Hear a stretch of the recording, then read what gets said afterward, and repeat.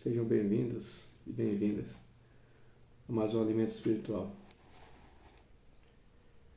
Espero que estejam todos bem, na santa paz de nosso Pai Celeste. E vamos para mais um alimento, vamos direto ao ponto. Hoje nosso alimento será extraído do Evangelho de João, capítulo 1, versículo 14.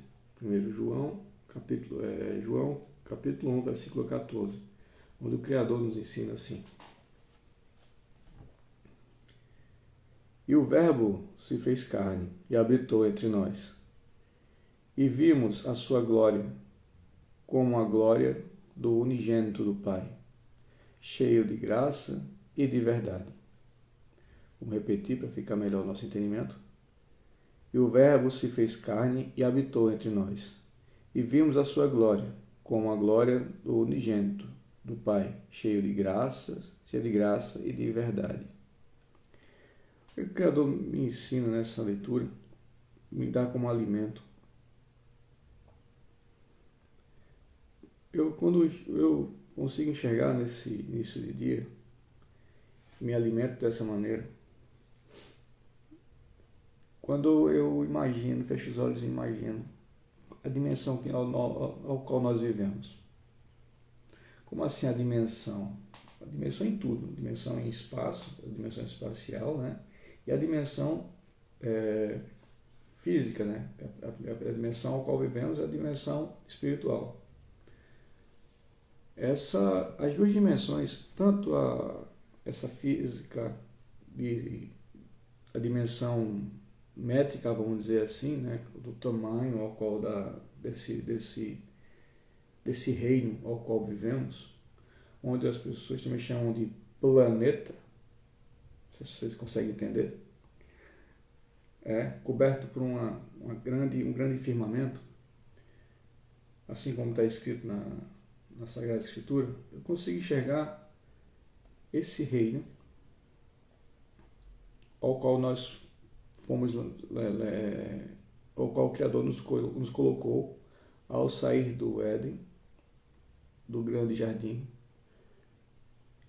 e onde deixamos para trás a árvore do conhecimento e a árvore da vida. Comemos a árvore do conhecimento e viemos para cá. Era melhor ter comido a árvore da vida, meu Deus. Mas vamos comer dela, o próprio Messias é a árvore da vida. Mas é isso aí. Voltando aqui, o entendimento, quando eu consigo enxergar isso, eu consigo imaginar isso, essa dimensão, essa grandeza, e vejo que acima desse jardim existe um terceiro céu. E nesse terceiro céu é onde eu consigo, na verdade, bem mais acima, onde fica o trono do Senhor, no sétimo céu. Isso segundo a tradição, né, fala. Eu vejo que lá existe o trono do Senhor. E nesse trono, acima de tudo, existe o trono. E de lado direito do trono, existe o trono do Messias, que sempre esteve ali, desde a eternidade. Principalmente isso é uma prova quando o Criador fala em Gênesis: façamos o homem nossa imagem e semelhança. E vejo que para a salvação, para a nossa salvação, para que nós possamos regressar a esse jardim e estar na presença do nosso Pai, Ele enviou o seu Filho. E o Verbo se fez carne e habitou entre nós. Para vocês terem uma ideia, para que eu possa ter uma ideia, a dimensão também e o poder que há na língua, no verbo, no falar. É muito, muito forte isso. Porque no Evangelho de João, ele já fala muito sobre isso, sobre o verbo. Ele fala muito isso, ele dá muita ênfase. No começo do Evangelho de João, ele dá muita ênfase ao poder da palavra. Que assim era, e assim foi. Voltando novamente a Gênesis, o livro do Gênesis, ele fala sobre a criação, e a criação é exatamente isso. No começo, era só o Criador, né?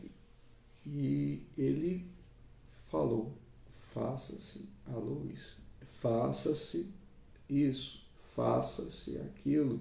E saiu fazendo as coisas, falando, pronunciando, proclamando.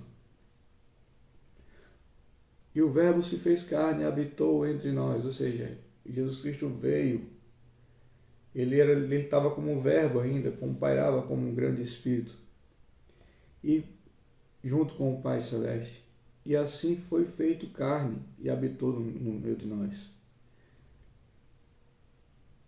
Aí continuando, com a glória do unigênito do Pai. Sim, como um grande rei, o rei dos reis.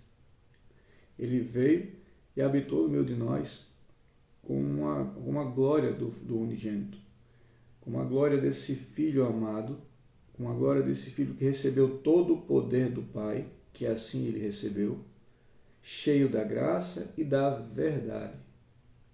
Olha só, cheio da graça e da verdade. O Messias ele recebeu todo o poder do Pai, porque assim o próprio Pai o quis.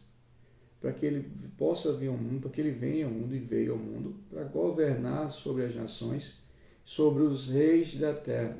Mas quando diz os reis, as pessoas pensam, é sobre os reis de hoje, sobre os presidentes de hoje. Não, sobre os patriarcas. Os reis são aquelas pessoas que governam dentro de suas comunidades. É o meu padre, não é o meu pastor? Não, ele também não. É mais fácil um pai de família ser um governante e um rei diante de Jesus, diante do Pai Celestial, do que essas pessoas ao qual citei. Presidentes, primeiro-ministros, reis, rainhas, né? Reis, rainhas, padres e pastores.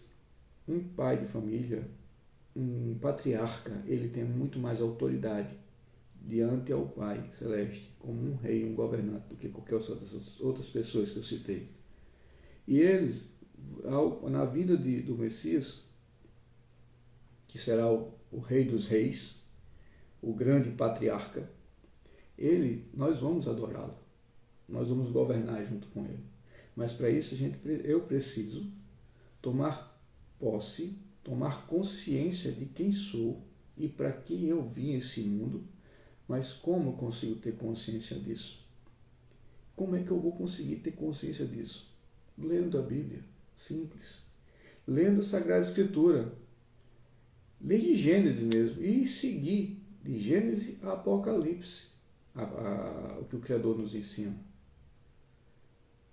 Tanto é que em Mateus 5, o próprio Jesus fala que ele não veio para abolir a lei, mas para que ela fosse cumprida. E aí daquele que tirar pelo menos uma vírgula e ensinar o que ao contrário, o errado, né? Olha só como é que é a coisa. E continuando ele fala, ele é bem mais enfático, ele é mais vamos dizer assim, mais duro na aplicação da lei. Se você na lei diz que matar o próximo é pecado, matar o seu próximo, mas eu te digo, se você chamar o seu irmão de idiota, não a palavra idiota, mas a outra palavra na tradução original não é essa palavra. Mas é como se você estivesse matando alguém dentro do seu coração, ao xingá-lo, ao criar ira contra ele, você já matou ele em seu coração. Se você adultério também é um crime, mas se você olhar desejando a mulher do próximo, você já adulterou em seu coração. Olha só como ele é mais. E ele deve falar, até a menor das leis será cobrada. Né? O Verbo que se fez carne falou isso. Tem quem não goste. Então vai reclamar lá com o filho do homem aí. Ó. Simples assim. Vai reclamar com o filho do homem. Não comigo, não. Vai reclamar lá, tá ali na Escritura. Só estou replicando e me alimentando dela. Compartilhando aqui com vocês sobre isso. Pois é isso que eu entendo. Nesse alimento espiritual, o Criador começa esse dia me dando esse alimento. O Verbo se fez carne e habitou no meio de nós, entre nós. E vimos a sua glória, como a glória do unigênito do Pai, cheio de graça e de verdade. É isso. 1 João, capítulo 1, versículo 14. Que eu possa começar esse dia com esse alimento e compartilhando com vocês, que vocês também ao longo do dia possam se alimentar dessa palavra, que o Verbo se fez carne.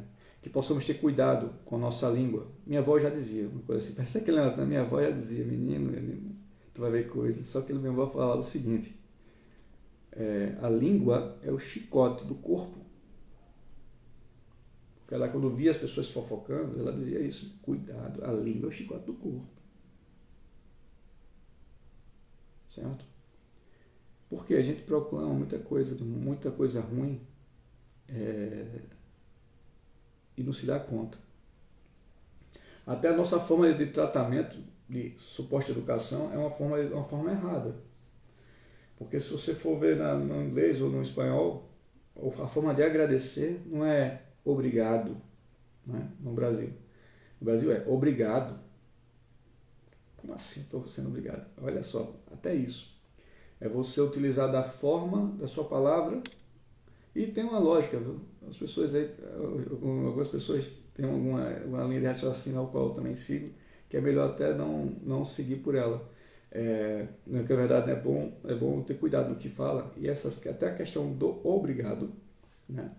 O agradecer, é melhor falar grato, ou então a resposta, não, por nada não. Fala em espanhol, é interessante, em espanhol se fala gracias, né? E a resposta seria um prazer, né? Ou seja, um prazer, é um prazer de servir e lhe ajudar, não por nada, não é por nada, é um prazer meu lhe ajudar. Olha a palavra, olha a força da palavra.